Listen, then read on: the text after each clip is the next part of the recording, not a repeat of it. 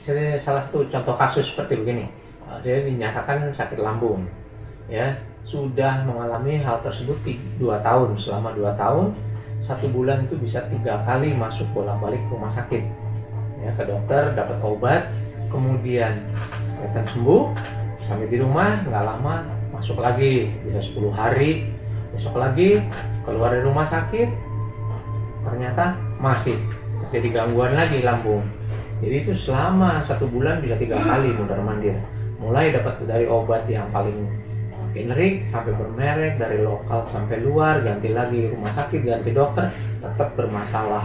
Saya nggak menyalahkan mengenai medis seperti apa, tapi nyatanya setelah dia kembali diterapi, kemudian saya lihat di bagian tulang belakangnya mengalami gangguan. Nah, gangguan itu diperbaiki, distimulasi, kemudian terjadilah perbaikan-perbaikan, perubahan-perubahan, sehingga makin hari akan semakin nyaman, sehingga terbebas dari sakit lambung. Biasanya, atau untuk kasus yang waktu itu, Ya. orang yang punya penyakit lambung itu, berapa kali yang dia butuhkan, berapa stimulasi yang dibutuhkan, maksudnya berapa kali kunjungan sampai dia mulai kerasa benefitnya? Biasanya sekali udah agak lebih enak kan, ya. Tetapi setiap kasus berubah, berbeda-beda setiap orang, tergantung berat ringannya kasus penyakitnya. Kemudian yang ini 4 kali datang, kemudian lebih enak. Gitu. Ada ketergantungan sama stimulasi itu. Maksudnya, apakah orang yang sudah kena NTS, apakah dia harus selamanya NTS terus? Ada yang begitu, ada yang tidak, tergantung masing-masing setiap individu berbeda. Okay. Layaknya seperti begini terapi NTS tuh, seperti mobil kan perlu satu perawatan, tubuh kita pun perlu perawatan, dari gerak yang salah, dari posisi tubuh yang salah, dari makanan yang salah, sehingga mempengaruhi otot dan syaraf-syaraf. Nah, ketika otot dan syaraf itu mengalami masalah, gangguan, belum tentu berasa sakit. Rasa sakit itu bisa timbul kemudian setelah masalah yang ada di syaraf atau otot itu cukup berat, baru bisa berasa sakit. Ya, jadi seperti mobil juga, kita nggak tunggu lagi sampai mobil itu sebetulnya harus bunyi dulu, krek, baru kita ke bengkel. Kan ada perawatan rutin. Hendaknya setiap orang pun seperti itu, gitu. Jadi ketika dia udah ada masalah sedikit di otot atau di syaraf, diperbaiki, dia menjadi ya lebih sehat atau terdapat kesehatannya. Gitu. Banyak sekali yang sudah mengalami hal tersebut, telah dinyatakan sebagai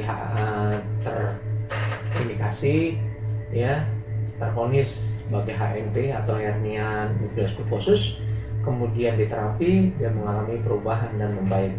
Banyak juga yang mereka yang telah dioperasi, ya, ternyata masih sakit, diterapi, dia mengalami perbaikan. Kemudian mengenai usia pun boleh dibilang mulai dari anak-anak sampai yang udah umur 90 lebih juga diterapi.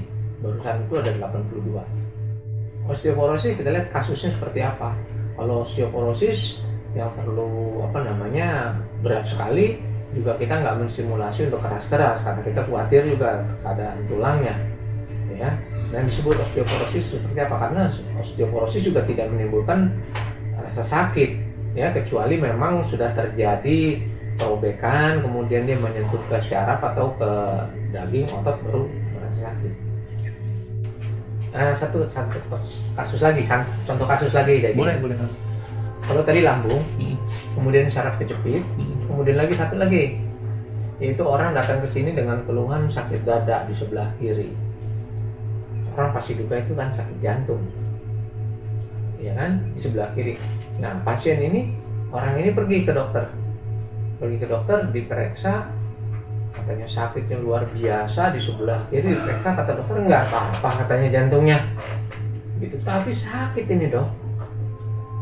Oke, kalau gitu dikasih obat, enakan, sakit lagi, ya nggak berapa lama sakit lagi, tetap sakit nggak berkurang, pindah dokter nggak percaya, pindah rumah sakit, udah bolak-balik tetap aja sakit, Akhirnya berasumsi, waduh, jangan-jangan saya dikerjain orang nih.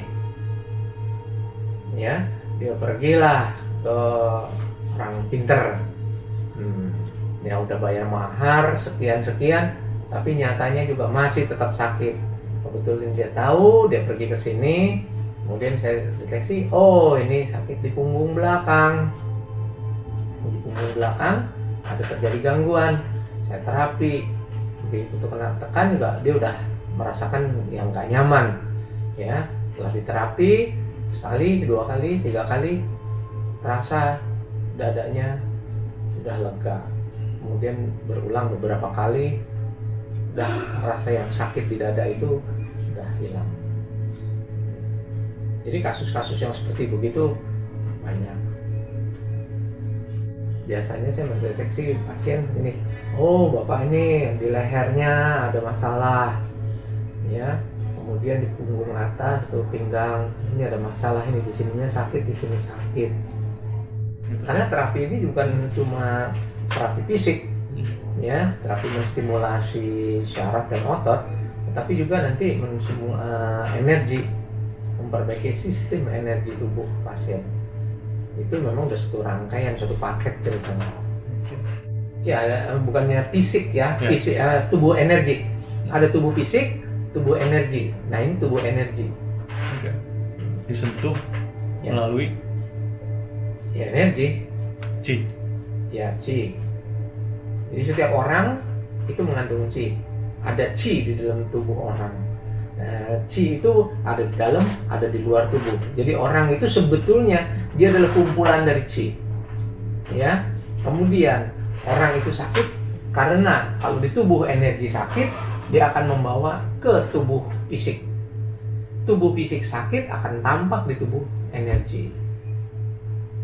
Jadi ketika kita mendeteksi tubuh energinya mengalami masalah, pasti di tingkatan tubuh fisik atau di sel-sel itu mengalami masalah. Kalau di klinik ini, awalnya saya mulai dari 82. Dulu belajar dulu kan, ya saya kan guru kungfu. Berarti kan ada murid-murid yang terkilir dan cedera dalam latihan, kemudian diperbaiki, kemudian setelah diperbaiki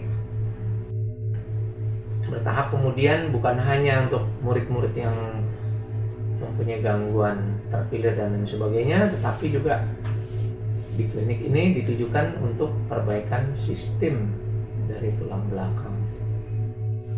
Contoh kasus lagi deh. Boleh. Tadi lambung, kemudian dada, kemudian sakit. Satu lagi betul-betul memang saraf kejepit di tulang belakang.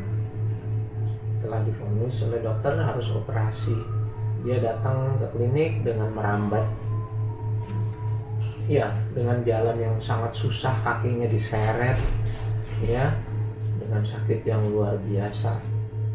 Kemudian setelah diterapi, dia merasa lebih nyaman, lebih enak, kedua lebih enak, ketiga lebih enak, kemudian lagi dia boleh dibilang menjadi bebas dari rasa sakit itu.